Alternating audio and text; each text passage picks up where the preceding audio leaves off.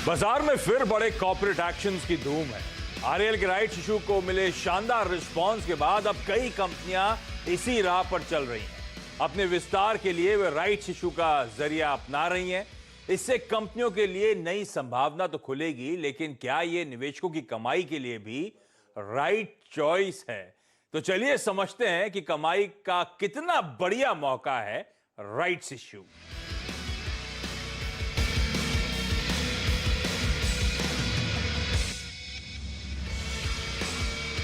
तो rights issue पे खास प्रोग्रामिंग, इसलिए शो का नाम यही है राइट्स चॉइस। तो दरअसल आपने रिलायंस इंडस्ट्रीज का जो बहुत सक्सेसफुल राइट्स इशू आता हुआ देखा, उसके बाद अब आप देख रहे हैं राइट्स इशू की झड़ी लगती हुई। ज्यादातर कंपनीज की फंड रेजिंग का प्रिफर्ड बेट अब ये राइट्स इशू का जरिया, राइट्स इशू का विकल्प नजर आ रहा है आपको। राइट्स का आसान शब्दों में मतलब समझिए, एक तरीका है फंड रेजिंग का। मौजूदा शेयरधारकों को एक राइट मिलता है, इनविटेशन दिया जाता है कि भाई कंपनी में और पैसा डालो अट्रैक्टिव प्राइसेस पर। तो इस झड़ी लगती हुई इस राइट्स इशुएंस की पर क्या एक्सपर्ट्स एडवाइस कर रहे हैं राइट्स इशू में सब्सक्राइब करने के लिए? क्या कॉल है उस कंपनी के लॉन्ग टर्म में स्टॉक को लेकर? ये बड़े सवाल हैं। क्या उस मैनेजमेंट पर, क्या उस कंपनी पर दाव लगाना चाहिए? क्या पैसा लगाना चाहिए? तो इस पे मदद करने के लिए हमारे साथ हिम सिक्योरिटीज के आस्था जैन और सेठी फिनमार्ट के विकास सेठी साहब जुड़ते हुए। आप दोनों का स्वागत है। अगले आधे घंटे में जितने राइट्स इशू खुले हैं, खुल रहे हैं, कोशिश करूंगा उन सबको टच अपॉन करूं, आप लोगों के लिए क्लियर कट राय लेकर आऊं। लेकिन सेठी साहब, जैसे मैंने ओपनिंग रिमार्क्स में कहा, रिलायंस ने तो पूरा मूड ही बदल दिया है। सारी कंपनीज को अब राइट्स इशू एक विकल्प के तौर पर नजर आने लगा है। बहुत सालों बाद राइट्स इशुएंस के जरिए फंड रेजिंग वापस चलन में आ रही है ना सर? बिल्कुल बिल्कुल आशीष, देखिए जैसे रिलायंस ने एक राइट्स अनाउंस किया और एक बहुत ही सफल राइट्स इशू था। एक तो लॉकडाउन के पीरियड में इतनी बड़ी रकम जुटाना और रिलायंस को जो डेट फ्री होने की मुहिम थी, उसका भी एक कारण था कि इनको राइट्स के जरिए और राइट्स इशू के जरिए उन्होंने जो रिटेल शेयर होल्डर्स को भी अच्छी तरह से रिवॉर्ड किया। बिकॉज राइट्स इशू के बाद अगर आप देखेंगे तो वो एक तो उस समय के दी देन मार्केट प्राइस के भी डिस्काउंट पे था और वहां से स्टॉक पे जो चाल आई है, तो जिन रिटेल निवेशकों को ये राइट्स इशू 1257 के लेवल्स पे मिला, आज उनके 600 रुपए बन गए। प्लस रिलायंस के राइट्स इशू में एक खास बात ये भी थी, एक बड़े प्राइस का स्टॉक था, तो उन्होंने एक जो एप्लीकेशन, जो पेमेंट की भी एक सुविधा दी। सिर्फ आपको 25% उस समय लगाने थे और बाकी के जो 75% थे वो आने वाले दिनों में होंगे। मतलब एक तरीके से कॉल ऑप्शन दे दिया 1257 पे स्टॉक में अप्लाई करने का, तो जो कि एक बहुत ही इनोवेटिव तरीका भी था। और उसी तर्ज पे हमने देखा कई राइट्स इशू अब आ भी रहे हैं और एक अच्छा जरिया है प्रोमोटर्स को, एक तो अपनी जो कंपनी में एक फंडिंग करने का, प्लस इसके जरिए जब वो फंडिंग करते हैं तो खुद भी वो राइट्स में पार्टिसिपेट करते हैं, जो कि दर्शाता है कि प्रोमोटर्स का खुद का भी कॉन्फिडेंस है बिजनेस के ऊपर। तो all in all a very good approach to raising money and rewarding your own shareholders at a discounted price to the current market price. तो एक rights issuance, mega rights issuance, उसकी गजब की success, उसके बाद तमाम India ink की companies को अभी अच्छा विकल्प लगने लगा है फंड रेजिंग के लिहाज से। एक एक करके उन स्टॉक्स पे बातचीत की शुरुआत करने वाला हूं। और सेठी साहब, पहला स्टॉक जो है Aditya Birla Fashion and retail, इसका राइट्स इशू जो है सब्सक्रिप्शन के लिए खुला हुआ है। 22 जुलाई को जाके बंद होगा। डिटेल्स आप लोगों की स्क्रीन पर आएंगी। 110 रुपए का राइट्स का ऑफर प्राइस है, 995 करोड़ रुपीस, कह लीजिए आसान शब्दों में 1000 करोड़ रुपए मोबिलाइज करने की कंपनी की योजना है। और ये पेमेंट स्ट्रक्चर जैसे आपने रिलायंस में देखा था, वैसे ही पेमेंट स्ट्रक्चर के साथ ये भी आए हैं। तो 110 रुपए का भुगतान कैसे होगा? 22 जुलाई तक आपको एप्लीकेशन मनी या फर्स्ट ट्रांच भरना है 50%, 55 रुपए का। उसके बाद पहला इंस्टॉलमेंट जनवरी 2021 में बचे हुए 25% का, यानी कि 27.5 रुपए का, और आखिरी का 27.5 रुपया जो फाइनल कॉल है वो जुलाई 2021 में पैसे दे होंगे। तो बिल्कुल राइट्स, रिलायंस के राइट्स इशू के तर्ज पे इन्होंने अपना भी राइट्स इशुएंस स्ट्रक्चर कराया है। 3 ट्रांचेस में ये पेमेंट्स होते हुए नजर आएंगे। अब सेठी साहब, Aditya Birla Fashion and retail, ये स्टॉक जो है 280 के साल के हाईज, वहां से 60% करेक्ट होकर कामकाज करता हुआ आपको नजर आएगा, क्योंकि लॉकडाउन का, पैंडेमिक का पूरा असर पड़ा है धंधे पर और वो भाव पर रिफ्लेक्ट कर रहा है। अब हम अनलॉक की फेज में आ रहे हैं। क्या ये कंपनी, क्योंकि राइट्स पे दाव लगाने से पहले वो कंपनी दाव लगाना चाहिए, वो ज्यादा इंपॉर्टेंट सवाल, और उसके बाद जो राइट्स खुला हुआ है उसमें मैं सब्सक्राइब करूं क्या? आपकी रणनीति क्या होगी Aditya Birla Fashion and retail को लेकर? देखिए आशीष, वैसे देखिए एक अच्छी कंपनी है, अच्छी पेडिग्री है, आदित्य बिरला ग्रुप के स्टेबल से आती है और अच्छे ब्रांड्स है, अच्छे स्टोर्स है इनके, बट स्टॉक में और हमने ऊपरी लेवल से बहुत अच्छी खासी गिरावट भी देखी है, जो आमतौर पे सभी रिटेल स्टॉक्स के साथ हुआ, और खास करके रिलायंस की एजीएम के बाद भी हमने देखा कि जो उन्होंने मेगा प्लान्स लॉन्च करे उसके बाद बाकी के रिटेल स्टॉक्स में दबाव आया है, बट करंट लेवल्स पे इस पे होल्ड या खरीदारी करने की सलाह रहेगी। और मुझे लगता है जो राइट्स का इनका जो प्राइस है वो करंट मार्केट प्राइस से बहुत कुछ ज्यादा डिस्काउंट पे नहीं है, बट जो एक फंडिंग की बेनिफिट है, अगर आप राइट्स के जरिए अप्लाई करते हो तो आज सिर्फ आपको 25% ही देने पड़ते हैं और बाकी over a period of time देना पड़ता है, तो उस लिहाज से वो अट्रैक्टिव लगता है। बाकी चूंकि स्टॉक पे व्यू बुलिश है over a longer period of time, मुझे लगता है राइट्स पे सब्सक्राइब करना चाहिए। तो राइट्स, जो सेठी सर राइट्स इंटाइटलमेंट की बात कर रहे हैं, राइट्स इंटाइटलमेंट भी आजकल ट्रेड होता है ना? तो राइट्स इंटाइटलमेंट जो ट्रेड हो रहा है, स्टूडियो में आने से पहले मैं चेक कर रहा था, 10 रुपए के भाव पे ट्रेड हो रहा है। ऑफर प्राइस है 110 का, मौजूदा स्टॉक का भाव 116 का है, तो ऐसा कोई बहुत अट्रैक्टिव वहां पे डिस्काउंट नहीं चल रहा है जो अट्रैक्टिवनेस हो, लेकिन Aditya Birla Fashion and retail के स्टॉक पर लॉन्ग टर्म कॉल जो है वो खरीदारी करने की है और राइट्स में आपको सब्सक्राइब करना चाहिए उस लिहाज से। तो थम्स अप आता हुआ इस कंपनी के स्टॉक पर, इस कंपनी के राइट्स इशुएंस पर, लेकिन राइट्स इशुएंस में मैंने कहा डिस्काउंटिंग तो ज्यादा है नहीं। अच्छी बात यह है कि स्टैगर्ड पेमेंट है, जैसे रिलायंस के राइट्स इशू में हमने देखा था, यहां पे भी अपफ्रंट सिर्फ 50% देना है और 50% स्टैगर्ड FY21 नहीं, कैलेंडर ईयर 2021 में पेमेंट करना है। तो थम्स अप आता हुआ आप लोग की स्क्रीन पर। अच्छा, आज आपने देखा होगा, नोटिस करा होगा, ऊपर वो स्माइलीज वाइलीज बन के आ रहे हैं, थम्स अप बना हुआ है, यही है राइट चॉइस में। आज दरअसल हम लोग राइट्स इश्यूज पे तो बात कर ही रहे हैं, साथ साथ वर्ल्ड इमोजी डे भी सेलिब्रेट करने का मन था, क्योंकि इमोजीज हम लोग की लाइफ में कितने एसेंशियल हो चुके हैं, आपने नोटिस करा ही होगा। चैट करते हैं तो उसमें इमोशंस को एक्सप्रेस करने के लिए इमोजी, जब भी शॉर्ट ऑफ वर्ड्स होते हैं कोई ना कोई इमोजी हमारी मदद करने के लिए आ जाता है। काहे का शॉर्ट ऑफ वर्ड, कई बार आलस मार रहे होते हैं तो भी इमोजी से काम हो जाता है, और कई बार तो पूरी चैट सिर्फ इमोजीज के थ्रू ही हो जाती है दो लोगों के बीच में। तो इमोजीज की इतनी ज्यादा अहमियत हो चुकी है, तो आज सोचा राइट इशू पे बात कर रहे हैं, वर्ल्ड इमोजी डे है तो उसको भी सेलिब्रेट करना चाहिए। ऐसे में आस्था, कोई ना कोई फेवरेट इमोजी तो आपका भी होगा, बताइए कौन सा फेवरेट इमोजी है आपका? बेसिकली मैं हमेशा बिलीव करती हूँ कि अगर एक स्माइल है जो सभी के लिए बहुत यहाँ पे कारगर साबित होती है, चाहे शेयर मार्केट हो चाहे हमारी लाइफ हो। सो मेरा जो फेवरेट इमोजी है, इनफैक्ट मेरी डॉटर का भी जो फेवरेट इमोजी, वो स्माइली जो हमेशा एक स्माइलिंग वाला रहता है वो है। तो मेरे हिसाब से कोई भी परिस्थिति हो, हमेशा एक स्माइल फेस पे रहनी चाहिए, क्योंकि कितना भी अंधेरा हो शायद उजाला आगे आने वाला ही रहता है। तो स्माइली में हमेशा स्माइलिंग वाला रहेगा मेरा फेवरेट इमोजी, और शायद आपकी स्क्रीन पे भी वही आ रहा होगा। पता नहीं, मैं इंतजार कर रहा हूँ डॉक्टर साहब, स्क्रीन पर दिखाइए वो स्माइलिंग वाला इमोजी जो आस्था की पसंदीदा इमोजी है, अगर आपके पास हो तो हाँ, खैर स्माइल वाला इमोजी हमेशा वो पॉजिटिव फीलिंग्स भी जनरेट करता है। सेठी साहब, आपका फेवरेट इमोजी कौन सा है? देखिए वैसे तो फेवरेट बोलेंगे तब तो वो जो एक आता है ना, जिसमें अपन जब बहुत ज्यादा खुश होते हैं और कोई अच्छा जोक वगैरह आता है, आंसू भी निकल आते हैं, जिसमें एक फेस जिसपे आंसू निकल रहे होते हैं, करेक्ट। तो वो वाला तो बहुत ही पसंदीदा है। और बाकी आमतौर पे जो यूज होता है वैसे इमीडिएटली तो वो स्माइली वाला होता है, या फिर आप एक ह्यूमिलिटी को जो इंडिकेट करने वाला प्रणाम करते हुए जो एक रहता है, तो वो आमतौर पे ज्यादा यूज होता है। But my favourite would be that face with those tears of Joy. वो तो दोनों की खुशी वाले इमोजी है। आस्था का वो जो स्माइलिंग इमोजी वो तो स्क्रीन पे आ गया है। सेठी साहब का जो इमोजी आप लोग को याद होगा, आप लोग टेक्स्ट करते हैं क्योंकि खूब हंसता हुआ इमोजी हो, जिसको हंसी में आंसू तक निकल आते हैं, वो वाला इमोजी सेठी साहब का पसंदीदा इमोजी है। लेकिन चलिए अगले स्टॉक की तरफ बढ़ रहा हूं, पीवीआर। और पीवीआर के पास जाऊं इससे पहले मैं और भी इंटरेस्टिंग स्टॉक्स हैं, श्रीराम ट्रांसपोर्ट फाइनेंस या आस्था के पास जा रहा हूं इस स्टॉक को लेकर। ये भी जो राइट्स इशुएंस है ये सब्सक्रिप्शन के लिए खुला हुआ है, जुलाई 30 तक खुला रहेगा। 570 रुपए का राइट्स का इश्यू प्राइस है। हर 26 शेयर पे 3 शेयर्स के लिए आप इंटाइटल्ड होंगे राइट्स के। 10 जुलाई को ध्यान रखिए, रिकॉर्ड डेट थी, ये उस समय की बात है। 1500 करोड़ रुपए इस कंपनी की मोबिलाइज करने की योजना है। और इसमें एक अच्छी बात आस्था यह है, प्रमोटर्स ने कहा है कि वो जितना भी राइट्स इंटाइटलमेंट है फुल्ली सब्सक्राइब करते हुए नजर आएंगे, अपनी राइट्स को रिनाउंस नहीं करेंगे। श्रीराम ट्रांसपोर्ट फाइनेंस, लेकिन इस स्टॉक पे कॉल क्या होगा, क्योंकि ये स्टॉक भी अच्छी खासी पिटाई झेल चुका है, अपने साल के आय से आधे पे ही कामकाज कर रहा है इस समय भी।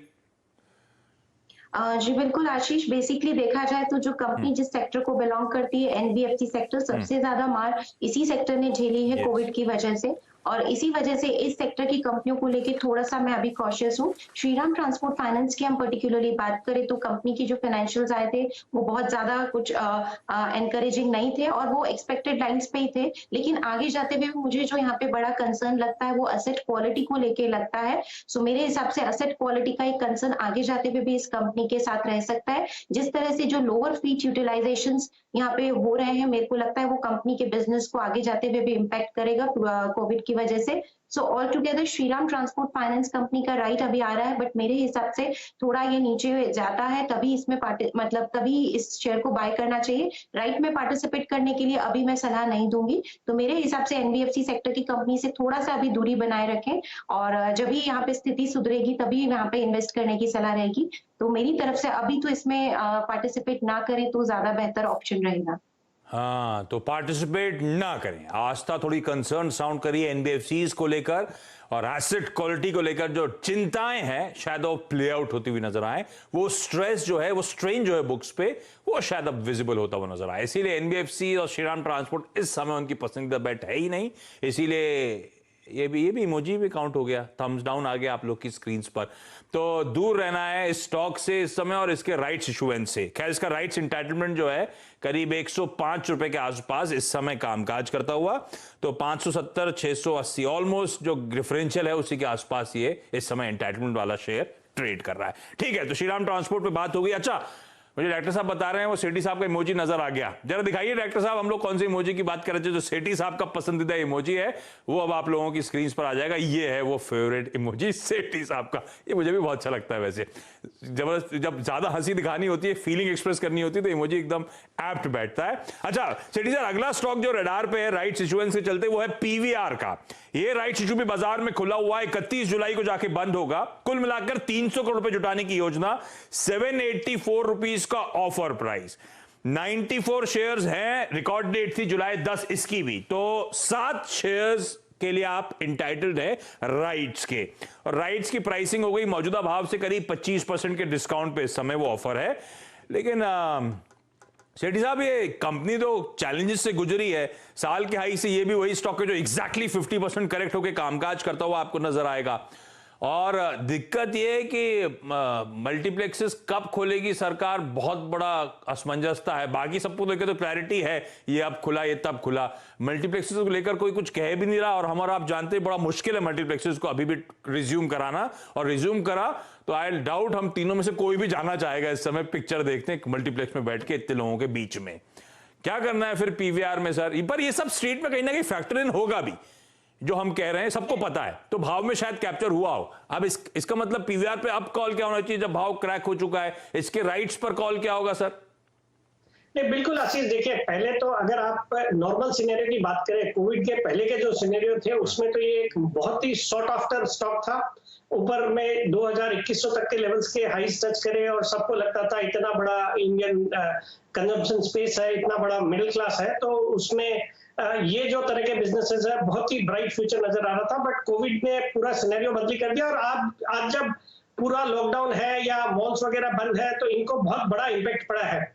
और ये आने वाले दिनों में भी बहुत जल्दी रिकवरी या नॉर्मल सी इनके बिजनेसेस में नहीं आएगी। बट जैसे जैसे ये अनलॉक होते जा रहा है, माना जा रहा है कि छोटे जो टाउन्स है, छोटे सिटीज है, वहां पे कुछ स्क्रीन्स वगैरह खुली होंगी, बट इनके जो फिक्स्ड कॉस्ट है काफी ज्यादा है, जैसे रेंटल्स लगते हैं या स्टाफ की सैलरीज वगैरह है, तो उसकी मार स्टॉक झेल रहा है। और हमने देखा स्टॉक में हाल ही में जो इसके लोज थे, वो राइट्स इशू के जो प्राइस है 785 के आसपास के लोज भी लगाए स्टॉक ने। तो मेरा जिनके पास ऑलरेडी ये स्टॉक है उनको तो होल्ड करने की सलाह है, बिकॉज बिजनेस मॉडल अच्छा है, बिजनेस में अपॉर्चुनिटीज अच्छी है, बट अभी समय लगेगा। बाकी उनको राइट्स में बिल्कुल अप्लाई करना चाहिए, बिकॉज राइट्स एक अच्छे खासे डिस्काउंट पे जो 784 के लेवल्स पे इस स्टॉक में बिल्कुल एक खरीदारी करने का मीडियम से लंबी अवधि के लिए अच्छा मौका है। तो आई वुड रिकमेंड कि राइट्स में बिल्कुल अप्लाई करें जिन निवेशकों ने ऑलरेडी इसमें निवेश किया हुआ है उनको। तो ठीक है, राइट्स में अप्लाई करें। चैलेंजेस हैं इस कंपनी के सामने, स्टॉक उस लिहाज से करेक्ट भी होता हुआ नजर आया है। और राइट्स में अप्लाई करने का सबसे इंपॉर्टेंट मकसद यह है कि आपको एक अच्छा डिस्काउंटिंग है 25% के आसपास की, उस डिस्काउंटिंग को बनाने का फायदा मिलेगा। तो मौजूदा शेयर धारक हैं तो इन राइट शेयर में अप्लाई किया जा सकता है। थम्स अप आता हुआ सेठी साहब की तरफ से पीवीआर के राइट इश्यूएंस को लेकर। क्विकली एक काम करता हूं, एक छोटा सा ब्रेक ले लेता हूं। ब्रेक के उस पार और भी ऐसी कंपनीज है जिनके राइट इश्यूज लाइंड अप हैं, उन स्टॉक्स पर चर्चा करेंगे दोनों एक्सपर्ट्स के साथ।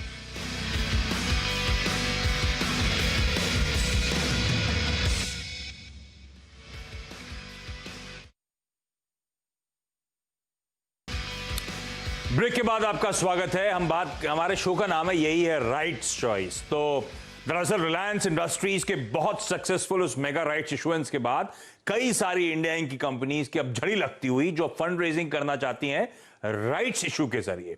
तो कई सारे स्टॉक्स उस कड़ी में डिस्कस हो चुके हैं ब्रेक से पहले। कुछ और स्टॉक्स है जिनकी लाइन है, जिनकी राइट्स इशुएंस लाइंड अप है, उन पे चर्चा कर ली जाए। सिटी सर, अगला स्टॉक है Mahindra and Mahindra financial services या महिंद्रा फाइनेंस, जिसके नाम से ज्यादातर लोग इसे जानते हैं। 3,500 करोड़ रुपए राइट्स इशू के जरिए जुटाने की मंजूरी बोर्ड ने कहा है, फोर्थविथ राइट्स इशू कर दिया जाएगा। अब इस कंपनी के साथ दिक्कतें हैं, जैसे आस्था कह रही थी एनबीएफसी पेन में है। अब इसका जो Q4 का प्रॉफिट था 62% का डिक्लाइन था। Q4 में कोविड के चलते 650 करोड़ की प्रोविजनिंग करनी पड़ी इनको। तो दरअसल ये फंड रेजिंग हो रही है अपनी बैलेंस शीट को दुरुस्त करने के लिए। ये फंड रेजिंग हो रही है होपफुली बैलेंस शीट को दुरुस्त करने के बाद कुछ एक्स्ट्रा कैपिटल हो तो ग्रोथ को कैप्चर करें। कोविड के बाद जो अगर पीक होती है, ग्रोथ इंप्रूव होती है। पर ये स्टॉक पे कॉल क्या होगा सर? चैलेंजेस हैं, पैसा रेज कर रहे हैं, बैलेंस शीट को रीसेट करने की कोशिश कर रहे हैं, स्टॉक करें क्या? कुछ लोअर लेवल से स्टॉक में हरकत आना जरूर शुरू हुई है, अभी भी अट्रैक्टिव लगता है क्या? नहीं, बिल्कुल आशीष, देखिए वैसे एक अच्छी क्वालिटी की एनबीएफसी है। मतलब आप एनबीएफसी स्पेस में अगर ढूंढेंगे तो टॉप जो 5 एनबीएफसी है उसमें इसका भी नाम आएगा। बिकॉज एक तो मैनेजमेंट अच्छा है, एक अच्छी पेडिग्री है, backed by the Mahindra group. और दूसरा सबसे अच्छी बात है कि ये कंपनी ज्यादा फोकस्ड है रूरल इकोनॉमी पे, रूरल सेक्टर पे, लैंडिंग पे ज्यादा फोकस्ड है। और वहां पे ये जो पेंडेमिक का या लॉकडाउन का असर कंपेयर टू बड़ी सिटीज कम देखा गया है।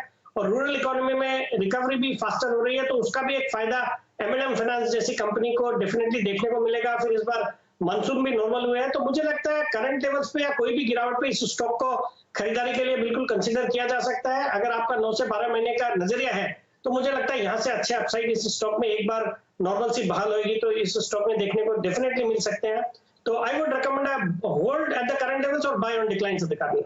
ओके, तो Mahindra and Mahindra Finance hold करें और किसी भी गिरावट में खरीदारी करने के स्टॉक पे मौके ढूंढिएगा। अगले 9 से 12 महीने के लिहाज से शायद ये कंपनी यहां से आउट परफॉर्म करती हुई नजर आए। एक और interesting company gateway district parks, इसका भी राइट्स इशू के जरिए 150 करोड़ रुपए जुटाने की योजना है। अच्छा, कई सारे विकल्पों में से राइट्स इशू एक है जिसमें फंड रेजिंग करना चाहते हैं। अब ये लॉजिस्टिक्स कंपनी है, container freight station, inland container depots वगैरह ये सब का धंधा है। और साथ साथ ध्यान रखें इसकी एक सब्सिडी है गेटवे रेल फ्रेट मेरे ख्याल से। और ये जो प्राइवेट ट्रेन चलाने की तैयारी हो रही है ना, उसमें इसने भी पार्टिसिपेट करा था जब रेलवे ने डिस्कशंस कर रहे थे। तो रडार पे रखिएगा, आजकल वो स्टॉक सब हरकत में आ रहे हैं। लेकिन आज तक गेटवे डिस्ट्रिक्ट पार्क्स साल के हाई 140 वहां से करेक्ट होकर कामकाज कर रहा है। बहुत लंबे समय से कुछ करके नहीं दिखाया है इस तरह की कंपनियों ने। दाव लगाऊं क्या? बेसिकली गेटवे डिस्ट्रिक्ट पार्क हमें ठीक लगती है और यहाँ पे बैंक का कॉल देना चाहूंगी। क्यों? क्योंकि सबसे पहले तो देखिए आशीष की इनकी जो ऑपरेशनल परफॉर्मेंस थी वो इस एनवायरनमेंट में भी बहुत बेहतरीन कंपनी ने दी है। क्योंकि ये एसेंशियल सर्विसेज में आते हैं। जो रेल बिजनेस है, जो कोल्ड चेन बिजनेस है, वो आगे जाते हुए भी परफॉर्म ठीक ही करेंगे एसेंशियल सर्विसेज में आने की वजह से। दूसरी तरफ देखा जाए तो जिस तरह से कंपनियां डीलिवरेजिंग कर रही है तो already debt to equity ratio इनका 0.62 है, तो बहुत हाई नहीं है। और उसमें अगर डेट और कम होता है तो बिल्कुल यहाँ पे शेयर होल्डर्स के लिए काफी बढ़िया वैल्यू निकल के आएगी। रिटर्न ऑन इक्विटी 25% का है। और आशीष, सबसे बड़ी बात होती है कि आपको प्राइस टू अर्निंग रेशियो यानी कि जो वैल्यूएशंस है वो कैसी है, तो वैल्यूएशंस भी काफी कंफर्टेबल हमें लगती है। सो ऑल टुगेदर अगर कंपनी ने यहाँ पे बिल्कुल जिस तरह से फंड जुटाने की बात कर रही है तो आगे जाते हुए बैलेंस शीट और मजबूत होगी। सो हर पैमाने पे ये कंपनी बढ़िया लगती है। स्लो मूविंग स्टॉक है लेकिन लंबी अवधि के लिए बिल्कुल इसमें बने निवेश किया जा सकता है और होल्ड भी किया जा सकता है। 110 से 120 का मैं लक्ष्य भी इस कंपनी के लिए देना चाहूंगी। ओके, चलिए, तो हमने कई सारे स्टॉक्स की डिस्कशन करी जहां पे राइट्स इशुएंस की तैयारी है। Aditya Birla Fashion and Retail, Sethi साहब कह रहे हैं होल्ड करें, बाय करें स्टॉक को और इसके जो राइट्स है उसमें सब्सक्राइब करें। सबसे अट्रैक्टिव बात कि इसमें जो डिफर्ड पेमेंट वाला, स्टैगर्ड पेमेंट वाली बात है वो सबसे ज्यादा पसंद आता है। सेठी साहब की कॉल लेकर आइए स्क्रीन पर एक्टर साहब। श्रीराम ट्रांसपोर्ट फाइनेंस, आस्था कह रही है एसेट क्वालिटी कंसर्न्स हैं, नहीं लेने का मन है तो दूर रहें स्टॉक से। फिर ऑब्वियस है कि इसके राइट्स में भी सब्सक्राइब नहीं करें। पीवीआर पे सेठी सर कह रहे हैं अप्लाई करना चाहिए क्योंकि एक मीनिंगफुल डिस्काउंट है करंट भाव से उस राइट्स इशुएंस में। राइट्स जिस भाव पे दिया रहा है 25% का डिस्काउंट अट्रैक्टिव है, लगाना चाहिए पैसा। महिंद्रा एंड महिंद्रा फाइनेंशियल्स, सेठी साहब कह रहे हैं कि अगले 9 से 12 महीने के लिए आज से अट्रैक्टिव है, होल्ड करें या गिरावट में इस स्टॉक में खरीदारी करके चलें। राइट्स की डिटेल्स अनफोल्ड होंगी तो आगे और बातचीत। गेटवे डिस्ट्रिक्ट पार्क्स, आस्था का कहना है कि स्लो मूवर है लेकिन फंडामेंटल जहां पे खड़े हैं वो अट्रैक्टिव है। ये महिंद्रा महिंद्रा फाइनेंस में वैसा वाला आया है क्योंकि सेठी साहब ने, अच्छा वो फिर से दिखाई, महिंद्रा महिंद्रा फाइनेंस में समझ गया डायरेक्टर साहब क्या दिखा, प्रोड्यूसर साहब क्या करना चाहते थे। तो इस समय होल्ड है और बाय ऑन डिप्स है तो इसीलिए इमोजी बदल गया है थम्स अप की जगह। और गेटवे डिस्ट्रिक्ट पार्क्स में आस्था कहना है खरीदारी करके चलें। चलिए, इस नोट पर आस्था जी, सेठी जी, आप दोनों का बहुत बहुत धन्यवाद वक्त निकालने के लिए और आप सबका इस खास पेशकश को देखने के लिए। उम्मीद करता हूं राइट इशुएंस इतने सारे आ रहे हैं, आप लोगों के जहन में बहुत सारे सवाल होंगे पैसे लगाने के विकल्पों को लेकर, वो क्वेरीज काफी हद तक सॉल्व हुई होंगी। नमस्कार।